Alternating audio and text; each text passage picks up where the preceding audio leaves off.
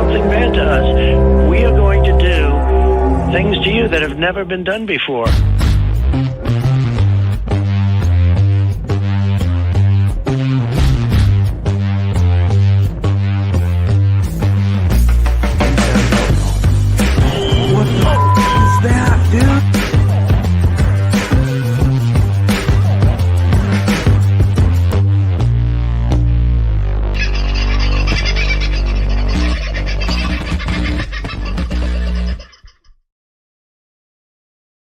Well, g'day, folks. How you going? We'll see how it goes tonight. 2 seconds ago, I didn't think you'd be able to hear me over the rain, but it seems to have died down just a wee tiny little bit. So thank you very much to the good Lord for the rain. We do need it. Could do with a little bit less of it at the moment because, boy, is it wet around here. And it's that clayey type dirt, so it sticks like proverbial shite to the hairy thing you stick your legs under in the cold. It's very, very messy. So if you like to keep your cars in pristine condition, not the place. Just between you, me, and the gatepost. I, luckily, am not one of those people. However, every time I get into the car, I drag another 2 inches of mud into it with me. And I am testing the little vacuum cleaner to get it out. I do wait until it's dried. That does seem to be the clear and obvious best way to do it. So, at any rate, can't complain. We need the water, and I think all the tanks around here at the moment will be almost full to brimming, given the torrential downpours we've had yesterday at times and today at times. At the moment, it's just sort of steady rain, but sometimes it's coming in hard and fast, as only it can in Queensland.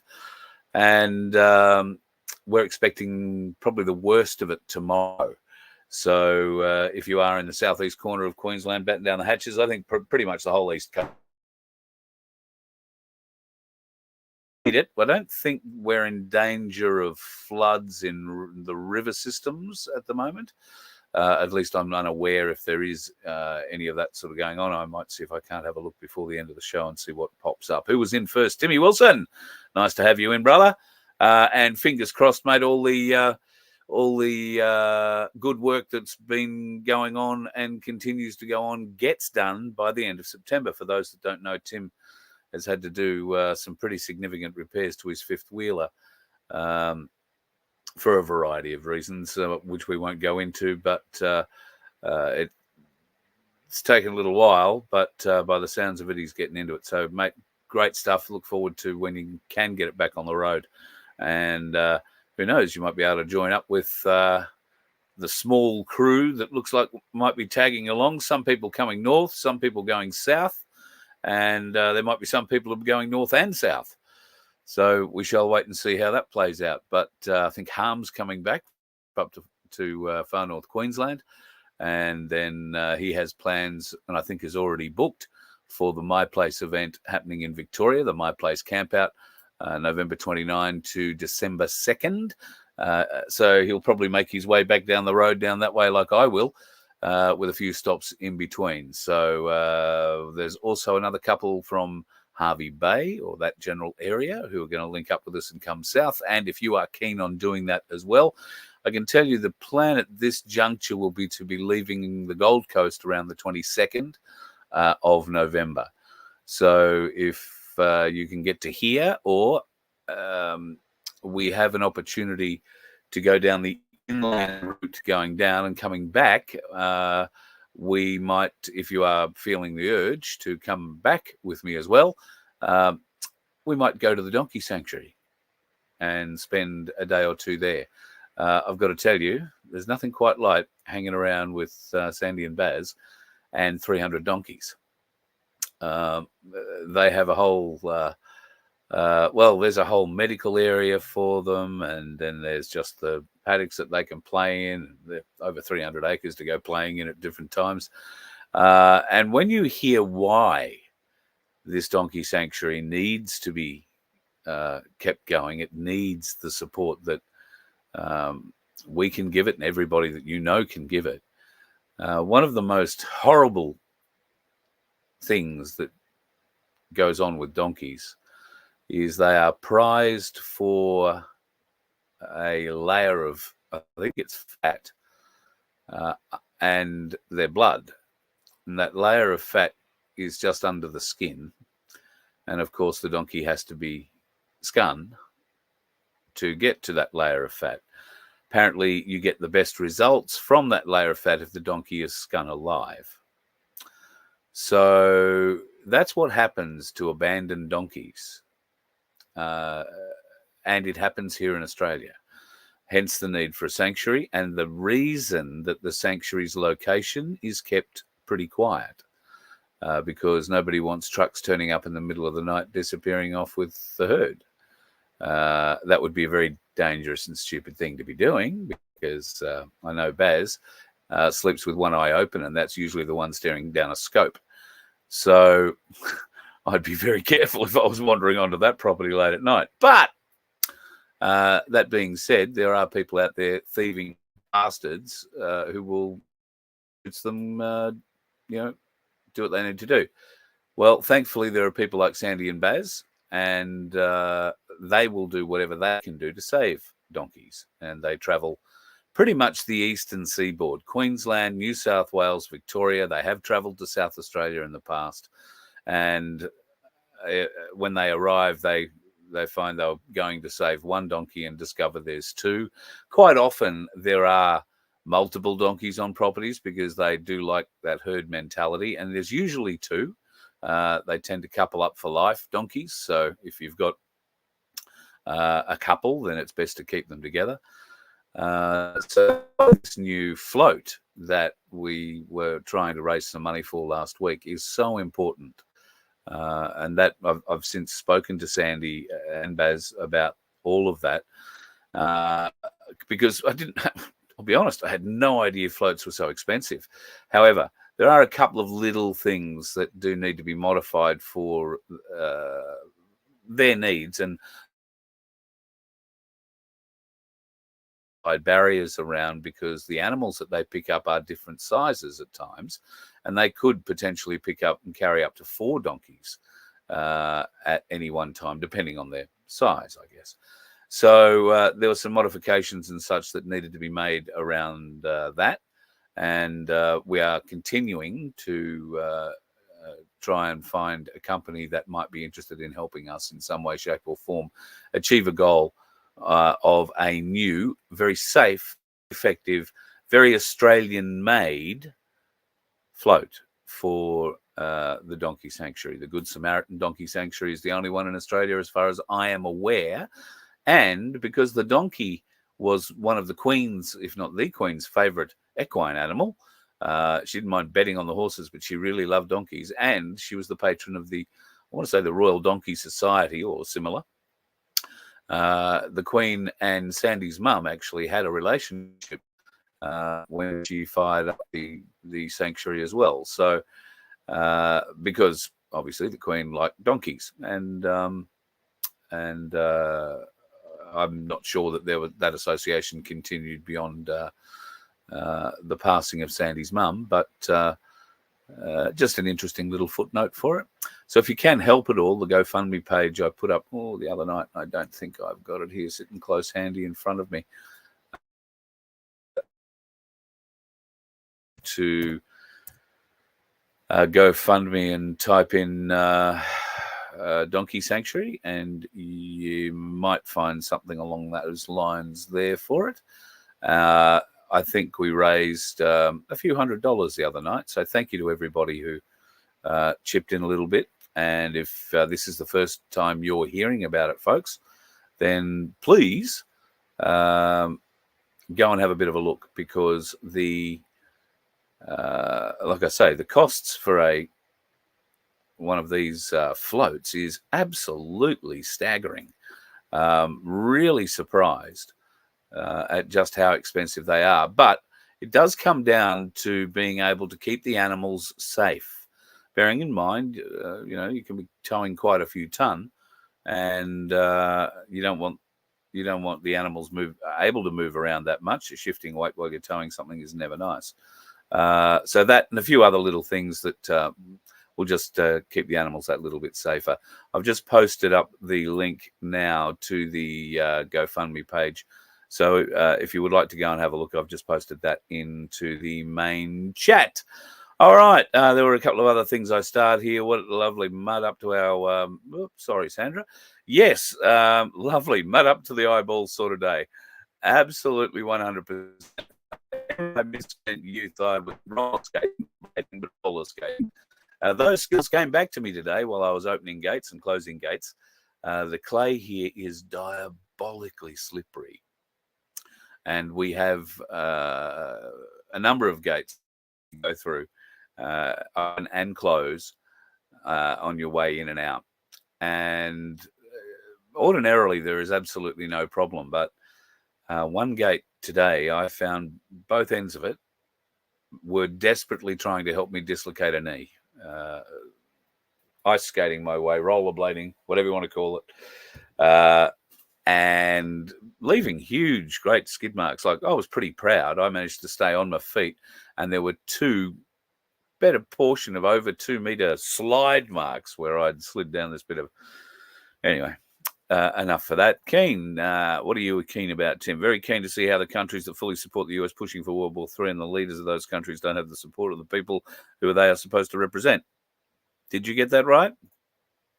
Yep, I think you worded that right. Absolutely. We'll go back to it.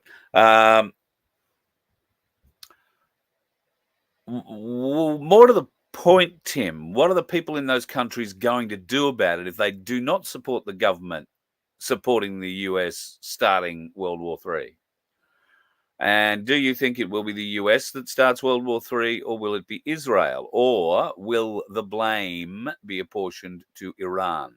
Because that's what seems to be going on at the moment. The US have sent another carrier battle group to the Middle East today and told that to hurry up getting there. That's the USS Abe Lincoln carrier battle group. Pretty significant. They've also sent a guided missile submarine. And, well, they've already got the USS Ronald Reagan carrier battle group there and at least one submarine in the Red Sea. We haven't been hearing too much about the Red Sea lately. I have been watching some videos which I cannot confirm are authentic. This is why I haven't shown them to you. However, more of the things that are happening in the world are ringing true with these videos that I'm seeing in place. One of them in particular purports to be a Russian cruiser being sunk in the Red Sea. Now, whether that was sunk by Houthi rebels who fired a missile, anti-ship missile, harpoon missile at it and actually managed to get through the defenses or whatever, I don't know.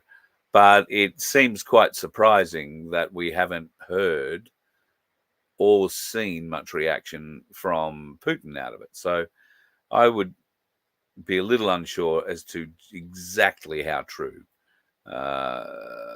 that sort of vision is at the moment. Talking very big about, obviously, a huge push at the moment. I don't know if your social media feeds are full of it. My social media feeds are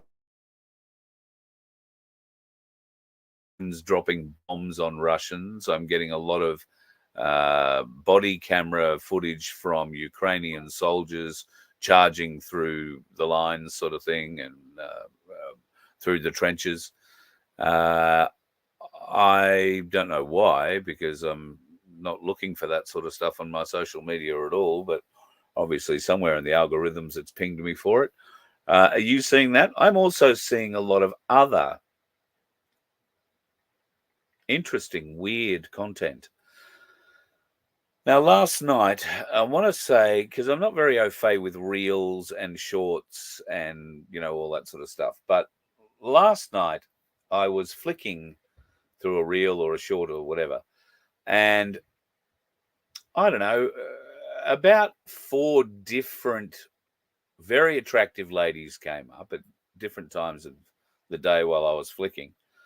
And each of them had a story and were holding a wad of cash, Australian cash, right? Huge wads of it. Let me write down banks, Combank in particular. I need to talk about that. So huge wads of cash. And then she went on to explain how she gets that. She's a prostitute. Now, she doesn't call herself a prostitute. She doesn't really name it because on Facebook, and that's the feed I get because I don't do Instagram and Twitter and all that. She was talking about her clients and seeing her clients and how she had a 10-hour booking with a client.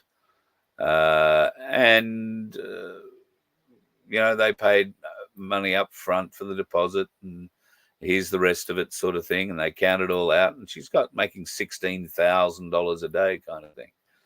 There was another one that came up similarly, huge wads of cash, and explaining that she'd spent time with a client who had this was a rebooking, and it was like the third or fourth time that this client had booked her. He comes to her city to see her and her specifically, yada, yada, yada, yada, yada. She said it makes her feel a bit uncomfortable when she's got to take it up her bum. Because, she ordinarily wouldn't do that kind of thing and she feels it kind of diminishes her a bit and, yada, yada, yada, but still bends over and still takes the cash. Now, I'm not going to say, I think you probably figure out how I feel about that. I feel sorry for the girl. She's got to be slightly damaged in one way, shape or form or another. And that damage could simply be what society has done to her since she was born. Has desensitized her enough, has not been able to put enough morals into her, whether that be her upbringing, her parents, or the system, because parents today have very few rights. Parents today are there to pay and nothing else. You send your kids away for 8 hours a day just for school. Are you home or one of you home when they get home? There aren't too many single working parent families anymore. I was lucky. You are probably as lucky. Mum and dad at home. Mum probably didn't work except at home, did everything at home.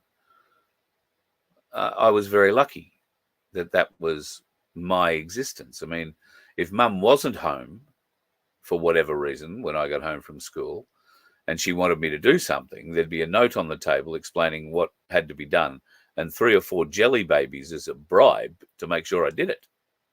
So, at any rate,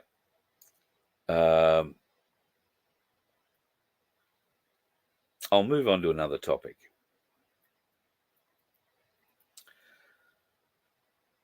Would you be surprised to learn that Australia spends $1.15 billion on the ABC every year? $1.15 billion. Now, the ABC are going backwards in the ratings, both in radio and TV, and to include the online. They don't, but they have an infrastructure that will billions and billions into, and now is used as the weaponized media arm for the Labor Greens, just to get their messages across and continue pushing the bullshit narratives like the spicy cough is what's responsible for so many athletes going down at the Olympics. Wouldn't be swimming in shit, would it? In the River Seine? No, wouldn't have anything to do with that. Well, maybe just those 16 that went down with E. coli poisoning. I don't know whether or not they wound up swimming the last event, which was meant to be a 10-kilometer marathon swim in that unholy piece of shit in the middle of Paris. I'm just glad that it's all over. I don't know how many athletes may have passed away. I'm sure there were quite a few You don't go and get to have those sorts of sporting events on every weekend and have ambulances filling up your local footy grounds and netball stadiums, and not get it at the Olympics. But that was said. They had us looking at people like this bloke. Now, this is the bloke that won the gold medal in the women's boxing 66 kilo frame. This was him getting his medal. Does that say anything to you, folks? Well, if that one doesn't say anything to you, maybe this one will. This is the Israeli gymnastics team. Yes, the Israeli gymnastics team. What an amazing uniform, don't you think? Quite surprising. I mean, then there was this uniform, but I don't know. $1.15 billion, so the ABC can make excuses for this thing that is 36 years old. Her husband came out and defended her today, saying, she did us all proud. Well, she may well have done herself proud. I personally felt that was an embarrassment to Australia, but I don't know too much about breakdancing. I did go and watch a bit more breakdancing, and everything I watched looked nothing like that. So I'm not completely sure. My first question was this the girl from the Paralympics trying it? Like giving breakdancing a go, because the Paralympics are run in conjunction with the Olympics, not 2 weeks later as they used to be. So I actually thought when I saw that photo, she was one of the Paralympians just out there giving it a go. Sadly not. Very sadly not. Her husband's come out and defended her, saying, she did a great job. Her husband's also her coach. Yep. That means he got a free trip to Paris too. That'd be her second trip to Paris. She was there a bit over 12 months ago with her husband, identifying places where street dancing occurred and the kind of themes that they had. So she had a heads up as to what the competition might be like. Do you think? Absolutely the worst Olympics in my living memory. Great if you're a pervert. Great if you're a pedophile. Absolutely wonderful if you like watching people eat your shit. And that bloke being responsible for it all. I think there'll be a lot of people very happy that they're coming home. But will they be any the wiser? Maybe some things like this might jar people up a little bit.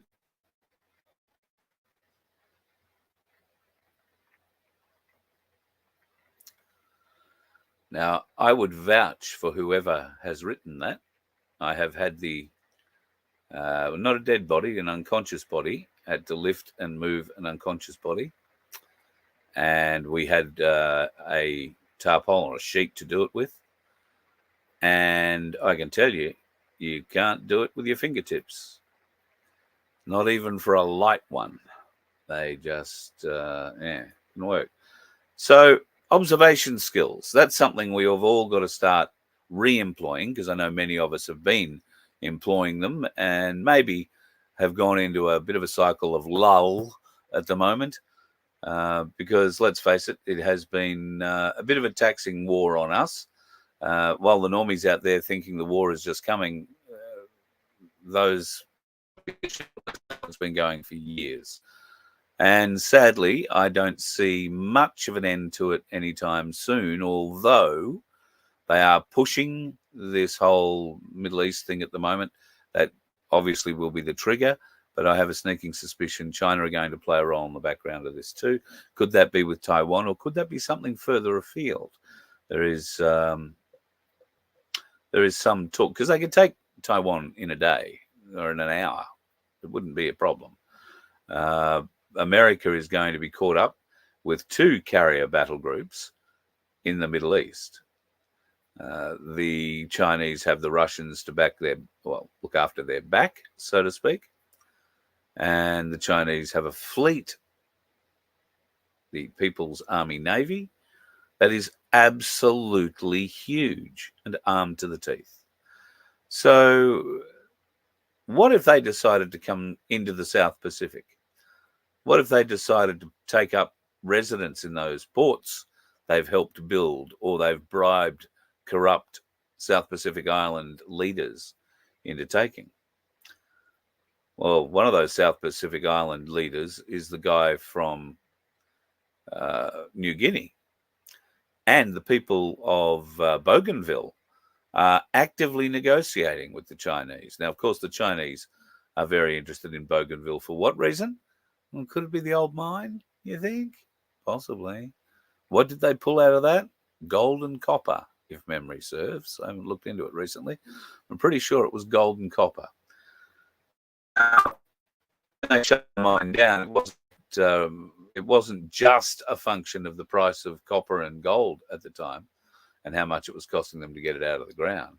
It was also a lot to do with the unrest, the civil unrest on the island. Well, if the locals are getting what they consider to be their fair share out of it, they just might do a deal with the Chinese. Where does that leave us? That leaves us staring down the barrel of a 13-inch Chinese warship artillery gun. Fairly unpleasant, I would have thought. Fairly unpleasant.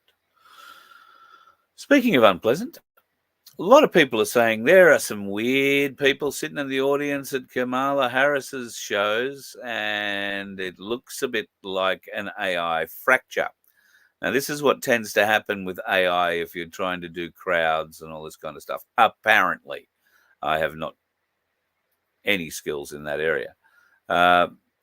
Trump, I believe, used this in either a tweet through Truth Social or a post on Truth Social, or with his discussion with Elon Musk today. I've got to admit I haven't heard all of that yet. And the bits that I have heard, I heard maybe the last 45 minutes or so of it. And I honestly don't know how long it ran. So there's a fair chunk prior to that I haven't heard, but we'll go back and have a look. He's been roundly criticized for bringing this up. I don't know. I haven't. That's a screenshot out of a newspaper, so I can't tell anything from that. Outside of it's very weird that you would have those sorts of faces, and I'll bring that up one more time, just so you can tell. It's very strange that you would have those sorts of facial distortions in an original digital photo or even in a film photo. Very, very weird, but not for AI. All I would do is caution you to be aware that AI exists, and it is exceptionally good and getting better every day. They are using it where they can to convince you to do the things you don't want to do. So resist, resist, resist at all opportunities to do so. Queensland. Well, Queensland have got a fabulous new, what would you call it, award, something that they can be, supposedly really proud of. What would that be? Well, that would be the fact that they've now been given the moniker of the homeless nation, or the homelessness capital of the nation. I'll get it out eventually. My apologies. The homelessness capital of the nation. I can't begin to tell you how sad it is to drive in certain places around the southeast corner of Queensland, but also further afield. The homelessness situation isn't just located on the Gold Coast, Brisbane and the Sunshine Coast. Yes, The Gold Coast, Brisbane and Sunshine Coast have serious homelessness issues, but so do many, many, many, in fact, all regional areas as well. You see, what's happened by design, by management, they've engineered this housing crisis. Now, if Miles was so intent, this is the Queensland Premier, if he was so intent on fixing the problem, he should be picking up the phone to his mate Alba Sleazy and saying, listen, mate, stop bringing in 200,000 people a month. We're full up. You can have them at your place at the lodge, but no more are coming to Queensland. But this weak, sick, satanic little turd isn't that strong. In fact, he's in on it. So what's he doing? Well, he's going to cure the Queensland housing crisis by buying hotels. He's just bought their third hotel in Brisbane City, and then proudly announces that, no reason for a family to go homeless now. We've got hotels they can stay in. Really? That's not curing the homeless problem at all. The homeless problem are not those in crisis that need something straight away. The homeless problem are people who are living in tents beside rivers, under bridges, in vans, in cars, sleeping rough every night. They have a roof as such over their heads, rather than those people who are genuinely on the street and have nothing. But the numbers of people who are sleeping rough in their cars, in their vans, in their caravans, in their tents, on nights like tonight, well, they're huge and growing exponentially. Queensland might be warmer in winter, but it hasn't been this winter. Not in the southeast corner anyway. It's been downright friggin' cold. There have been many single-digit nights. When I say that, we don't get too many single-digit temperature nights along the coast. Maybe, half a dozen a year. Well, we've had a lot more than that. We've had 2 weeks of it back to back in one stage, and on and off ever since. So people sleeping in tents, in caravan parks or on the side of the road are the homeless. They're the ones that need the greatest amount of help. Well, certainly an equal amount of help. Maybe not the greatest, but certainly an equal amount of help. But Miles, well, at a state level, you get absolutely nothing out of that twerp except friggin' gibberish, lies, and bullshit. Queenslanders, there is a vote coming up in October. We cannot afford to let this muppet continue in the state. But can we afford to let any other muppet that's currently in the opposition get up and have a go? I don't know. I really don't know. I'm thinking this mayor might be the bloke we call. He's had a gutful of the bullshit, and he's banned Welcome to Country. About bloody time. Bloody wonderful. Now, I haven't read the article. It's behind a paywall, so I can't even tell you what town where, but I can judge and guess it'll be far north Queensland or far northwestern Queensland somewhere, and they will have had enough. Why? Well, you don't feel very welcoming when the local dance troupe says, yeah, well, look, you got to pay us $150 or $200 or $250, or if you happen to be living in a metropolitan area, $1,500 to $3,000 each, in some cases, to come and do a Welcome to Country. I don't feel very welcome when I know that the person's been paid to turn up to deliver it. I would have thought a Welcome to Country, even though it was, even though there are some issues about its who created it, how it was created, and how it pertains to all the tribes across Australia, has not been adequately explained to me. But Welcome to Country is not something that I support in any way. In fact, along with many of you, I turn my back on Welcome to Country. If that happens at something that I am at, and I don't pause the conversation I'm having with people. I'm not going to have that sort of bullshit foisted on me. And congratulations to this mayor who seems to be standing up not just for himself, but for everyone. For everyone. I think that is a very important piece. Pieces.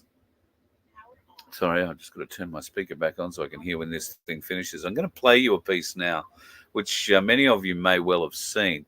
I should know the name of this lady, but I've forgotten it. But it's what she has to say that you will find maybe a little daunting, possibly a little frightening. So listen very closely, particularly if you think you own your own land. Australians, I have some breaking and very distressing concerning news. This is regarding your homes, your properties. Now, myself, Rod Cullerton, former Senator Rod Cullerton, and former Senator for Queensland, Len Harris, have been doing speeches talking about how the Albanese Labor government has cancelled and destroyed your land titles, how that's larceny, theft, how dare they, and that they'd allocated you a digital lot number. We did not know how serious this is. Australians are approaching us and they are handing over their titles because they have demanded their paper titles, concerned about this issue, and there is a very distinct language change. Now, a barrister described to me yesterday that what they've done is used law as alchemy, right, for organised crime, for the great taking, for a great theft. This is no conspiracy theory. I have the evidence in front of me. The only reason I'm not sharing other people's titles is because it has their names on. This is 100% happening. So what they've done is they've changed the language on all titles, whether they give you your paper title or not. It's finished. This is a done deal. It's over. The Labor Albanese government have stolen your homes from you. The language used to read in fee simple, which means freehold. In fee simple. And now it's changed to feasible, which means leasehold. You own your home with the government. Now, the reason this came to our attention, aside from former Senator Len Harris talking about the title deeds issue, is that my daughter and I noticed on homes that were for sale near us that they no longer said for sale and they no longer said sold. They now say we're selling and we're sold, because we is you and the government. They've stolen your homes. I demand Anthony Albanese make a public statement after saying on the ABC News, when he called me a conspiracy theorist, oh, it's not the end of private land ownership in Australia. Come on, don't be ridiculous. You've stolen people's properties and it's time to answer. I can't agree more with what she said. And I haven't done that research to back it up, but Len has been going around now for some time explaining to folks how that works. And Rod Cullerton, of course, has been fighting the battle now for some years, has been over to the UK or sent people to the UK on missions over there on common law, Magna Carta, and other aspects. And it's, good to see that some people are still fighting. That's what I like to hear and see. And they are doing so with great vim and vigor, might be the best way of describing that. Good evening again to folks in the chat. I scrolling down to see if anybody's thrown up anything here for questioning. Cuz looks like Bosie's getting more and more exposed and the Americans not having him on their shows. Is that right? I didn't know. I'm not surprised.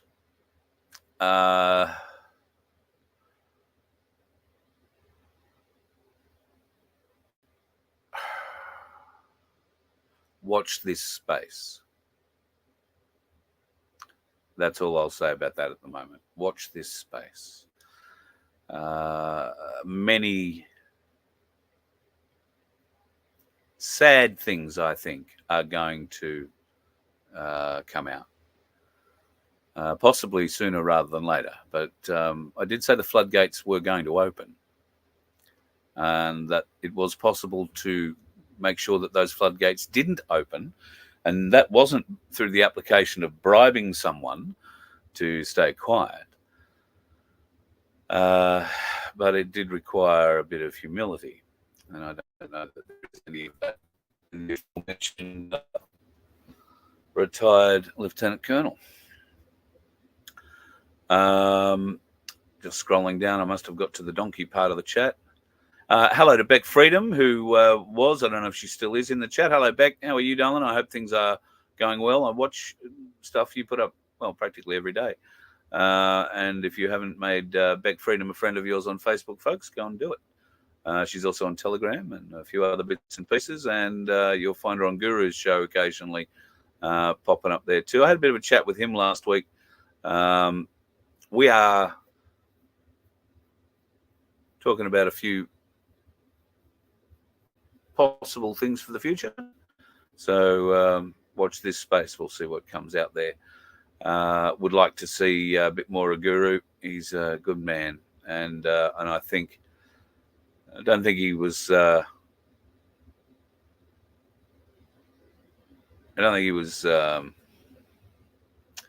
taken for a ride by Bosie. I just think they came together at a time where they needed each other.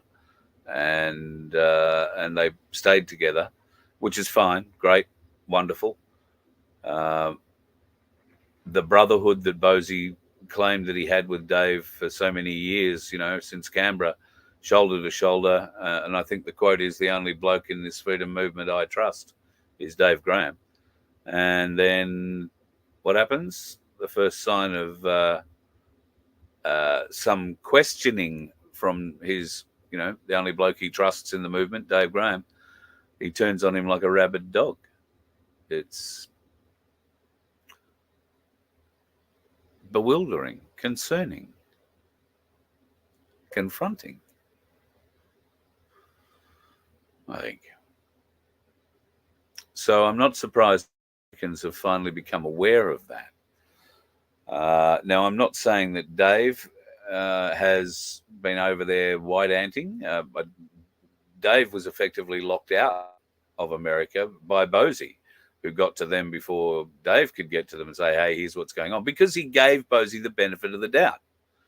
What that did was gave Bosie a head start of a week, nearly 2 weeks on the Americans. And he didn't need 2 weeks, he needed 2 hours. Got into the main ones, and all of a sudden they weren't returning Dave's messages or calls or anything else for that matter. That should give you an indication of the kind of bloke we're dealing with. What that 100% on the money. World War III started against the people. We're just starting to see the military start to poke its head up. Get the iodine ready. Never far from me, brother. Never far from me. Yes, well, they are definitely trying to start World War III on all fronts. They are doing that for one predominant reason, that is money. The only way their system continues is with money. And the only way that the money can keep going into the system is through weapons sales. That means weapons production, and America are pretty good at producing weapons. The problem they have is that because they've outsourced so much of their manufacturing abilities, and they've slimmed down their requirements to be able to make large volumes of missiles, of ammunition in quick time, they've now have almost reached a point where they have depleted their reserves.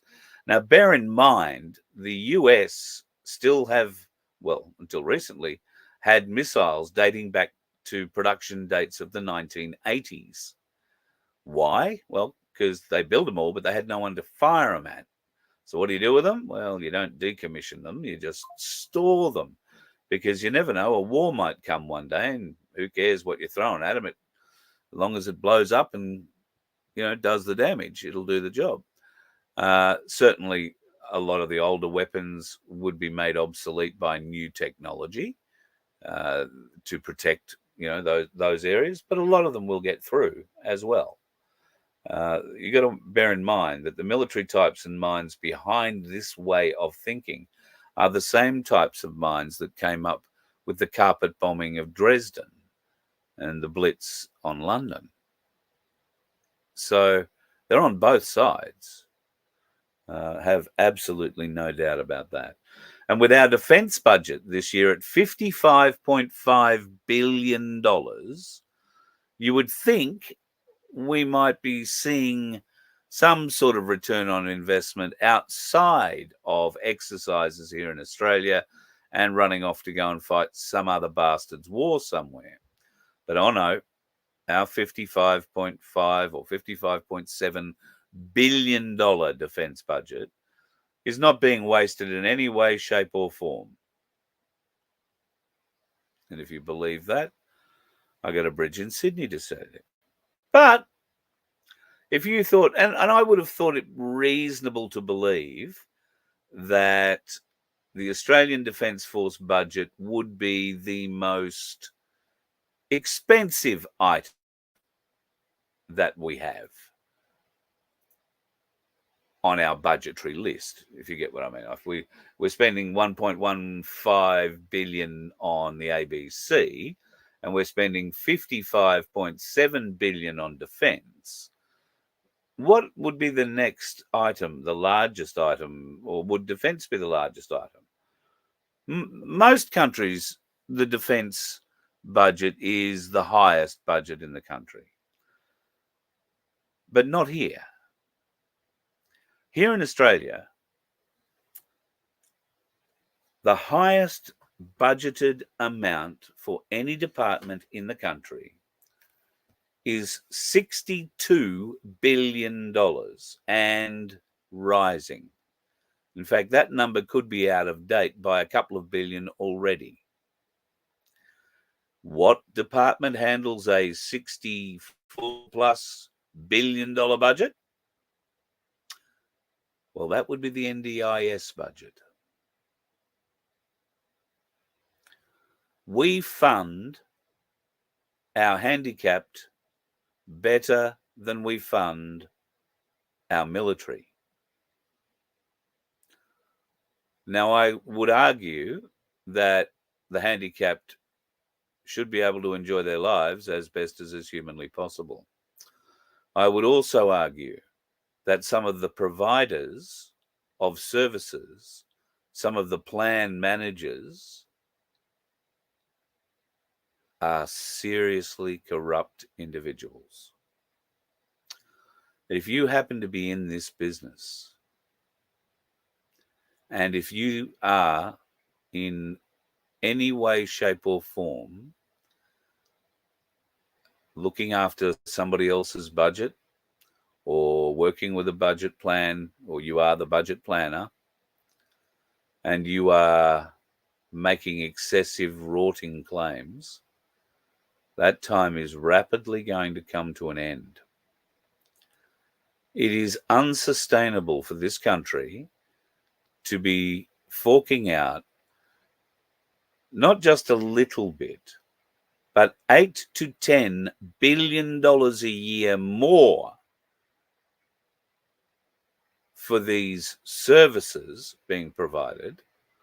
And don't get me started on these services, because some of them are just such a rort. I have no doubt some of them are required, but I have no doubt some of them are a rort. I would consider somebody who requires 3 carers 24 hours a day deciding to go on a cruise as something we don't pay for. If you want to go on your cruise, great. We'll provide a carer. Not 3, a carer. Now, if that's not enough, you have to provide the rest of it. or family members or whatever. But whoever comes, they pay for their own ticket.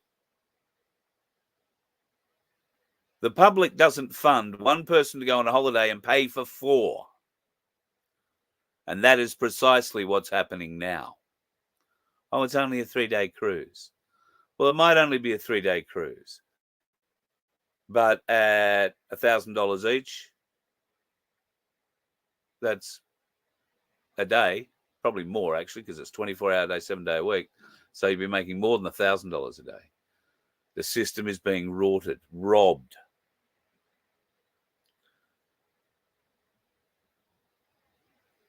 It is an unbelievable travesty that the people we want to help the most, those in the greatest need, may not be those people in a wheelchair or those people with some other form of disability. It might be the people who are living under the bridges. It might be the people who are living in the cars, who are living in the tents, in pissing rain. I damn sure know it will be those people who stand to fight and protect this country when the time comes. And I know while many people sitting in a wheelchair or, unable to get out of bed would like to come and fight, the reality of it is there's not much you can do other than get yourselves killed. We need to fund the people that can protect this nation from the threats from outside the nation, but more particularly from the threats inside it. I hope that can happen. It'll only happen, though, if we stand up and from our collective, these leaders rise up. Because God knows no one in the current crop of leadership, and I say that with inverted commas, in a political sense, no one is worthy of your vote. No one. There are members struggling to fight for us. The ones I'm thinking of are not in leadership positions, except maybe Senator Babbitt, who leads a party of himself. So, but I see Senator Roberts doing great things for us in the Parliament and trying as hard as he can to make ministers accountable, to make bureaucrats accountable. And I think Senator Roberts can hang a couple of scalps, including the second in charge of the CSIRO, still working on the top dog. He can hang those scalps on his desk and be proud of them, because it's bastards like that in our bureaucracy that are stealing our money, rorting the systems, paying themselves phenomenal amounts of money and delivering the orders of some other group, not the Australian people, certainly not the Australian government. They work for a whole different cabal. It's got to be stopped, and it's only us that can stop it, folks. It's only us that can stop it. $62 billion, folks, for an NDIA rort that is going to continue, if only to trap those doing the rorting. I have no love of Bill Shorten in any way, shape or form. He is the minister in charge of the NDIA. Now, they make a lot of squealing noises about, yes, we're going to clean this up, we're going to clean this up. But, people with disabilities having this money taken off them is going to look terribly bad. But the simple fact of the matter is the nation cannot afford to be robbed by its weakest people.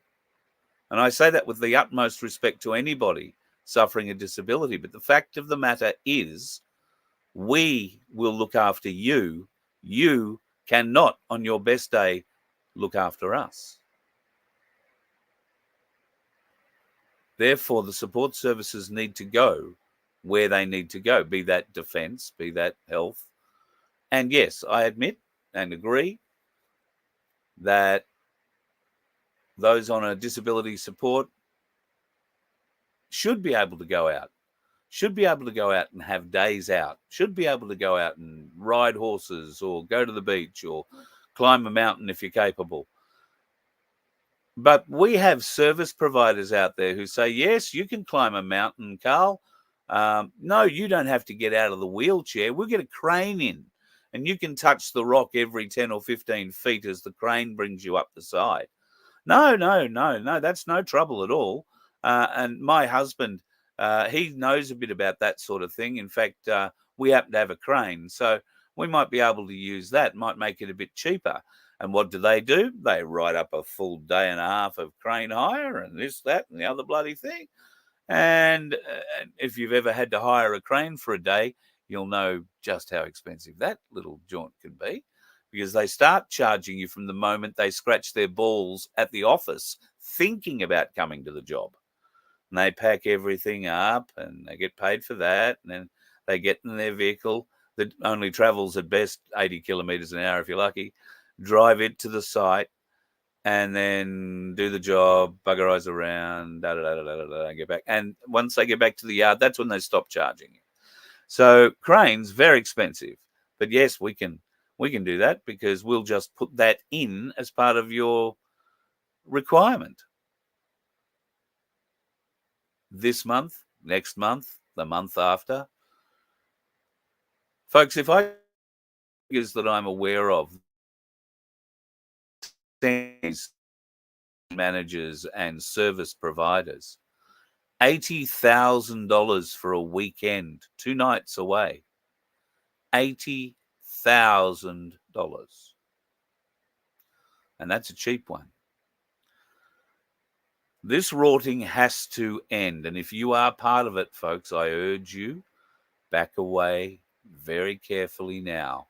Try and wash your hands and clean yourself of that stench as best you can, because there is a fraud system coming that will catch you. And I support this one 100%. I'm not into Big Brother in any way, shape or form, but this sort of robbing of the people by unscrupulous operators is the kind of thievery I think should end with a rope and a loud snapping noise. These are greedy people who do think of nobody but themselves. How much can I get? It's very sad. I just hope we can pick it all up and make it a bit different. And that requires us all raising our vibration somewhat. And I think we can do that, can't we? I'm sure we can.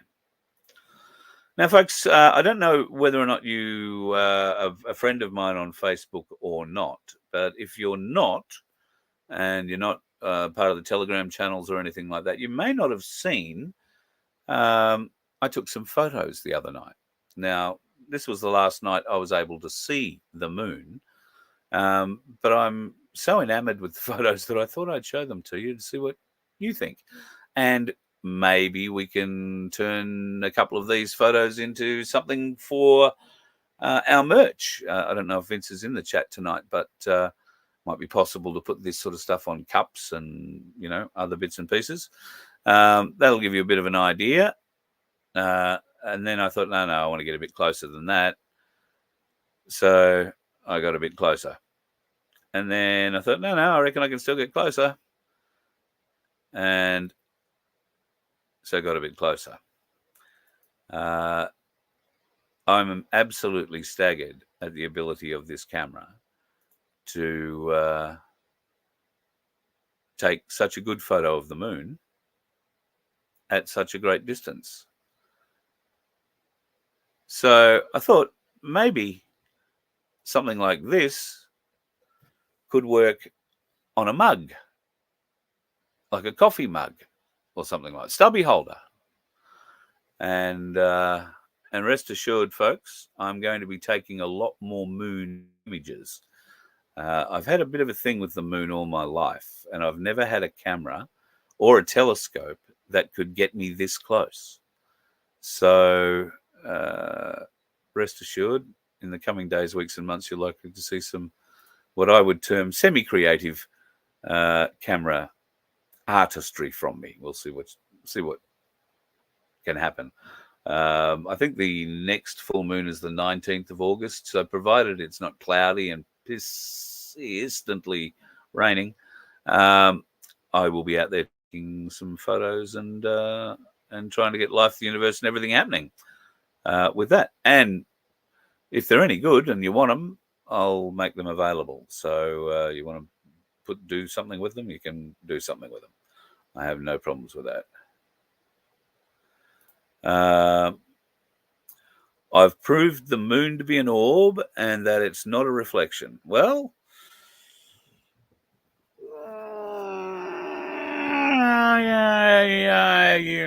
I think I've proved it's not a reflection. And it certainly does look orb-like, I grant you. But let's just wait until we get a full moon. And then let's see whether or not it still looks the same way. I think that'll be the big thing. This camera is not known for its depth of field. It tends to flatten images, particularly at that focal length. Those images were shot at 3,000 millimeters. So they tend to flatten the image.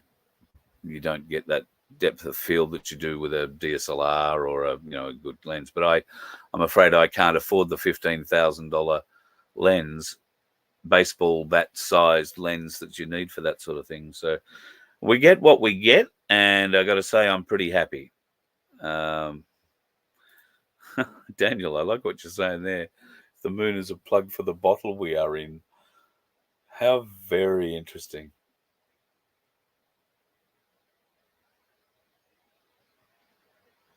Yeah, very interesting. Vince is in the chat. Hello, Vince. Tim's Truth. Oh, all right. Very good. Nice of you to point that out. Thank you, Vince. All right, folks. Oh, there you go, Black Sheep. I think you might be onto something there. I think well, I haven't gone into analyzing them too closely yet, but where's the photo up close? This photo has a few oddities to it. So if you look at the first and lowest large crater, there is something in the middle of that crater that comes up above the height or very close to the height of the crater rim. That's the thing about craters. They don't usually have mountains in the middle of them or whatever that happens to be. Very weird. The other interesting thing, there's a few other interesting sort of constructions, I'll call them loosely. I'll cut these photos down and we'll do that on another night. But I don't know what they are. Interestingly, though, this camera will also do video at that focal length. I'm not sure that is enough to actually see the detail that Bruce Sees All gets with aircraft or UFOs lifting off and landing on the moon's surface, or being able to see some of the things tracking their way across the moonscape as such, vehicles that look to be driving, mining maybe. And what if it was mining? Could they be mining? Could it be something that you've never heard of called hydrogen-3? Yep, it could be. And if it is, it would change our world in the way that we use, create, power in a very, very significant way. But for that to be true, you've got to believe that the moon is real. If you believe the moon is real, then the Earth must also be round, not flat. And that opens up a whole heap of interesting other questions. And I guess we'll just have to wait and find out. Because I'm sure a lot more disclosure is on the way very shortly. Very shortly. At least that's what I'm hearing. All right. I'm going to love you and leave you tonight, folks, but I'm going to love you and leave you with a beautiful story. I'd like to introduce you to number one. Now, here on the property, we have a number of sheep. And Sean, the ram, did his job. And we have a number of those sheep that are pregnant. And last night, or very early this morning, in the pouring rain and the freezing bloody cold, this little lamb was born. Number one. It's been christened. But because number one sounds a bit Star Trek-y, that's been changed to Uno. So Uno is a new member of the family. And looking forward to meeting more, because we have quite a few, I think, that are going to drop over the next little while, and it's going to be a lamb fest around here for a little bit. All right, folks, be safe on the roads. They are bloody slippery, and the dickheads still think they're a racetrack. You let one ant stand up to us, then they all might stand up. Those puny little ants outnumber us 100 to 1. And if they ever figure that out, there goes our way of life. It's not about food. It's about keeping those ants in line. That's why we're going back. Does anybody else want to stay? Let's rock!